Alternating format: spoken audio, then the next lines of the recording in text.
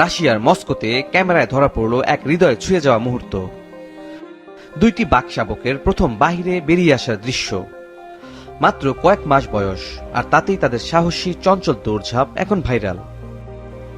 রাশিয়ার বিখ্যাত মস্কো চিড়িয়াখানা প্রকাশ করল নতুন ভিডিও।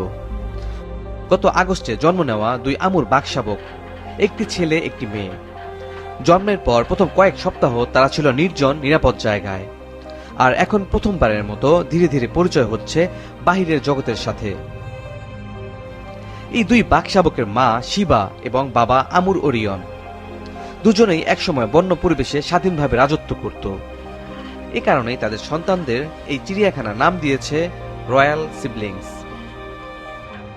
চিড়িয়াখানা কর্তৃপক্ষ জানিয়েছে এই দুই বাঘশাবক আমুর টাইগারের বিপন্ন প্রজাতির জেনেটিক পুলে এক মূল্যবান সংযোজন।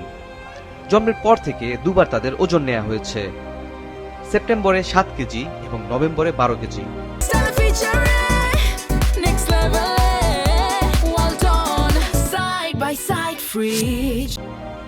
তাদের স্বাস্থ্য পরীক্ষা করা হয় বিশেষ নিয়ম মেনে, যাতে মা শিবা কম স্ট্রেস পায়। পরীক্ষার সময় শিবাকে পাশের খাঁচায় খাবার দিয়ে রাখা হয়। সবকিছু করা হয় কয়েক মিনিটের মধ্যেই। প্রথম 3 মাস শিবা তার নিজের দুধে তার সন্তানদের লালন করেছে।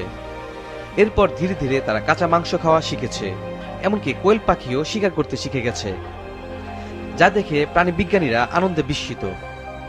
শিবা এর আগেও 2020 সালে 4টি বাঘশাবক জন্ম দেয়, যারা এখন রাশিয়ার ফার ইস্ট এবং কাজাকিস্তানের বিভিন্ন চিড়িয়াখানায় রয়েছে।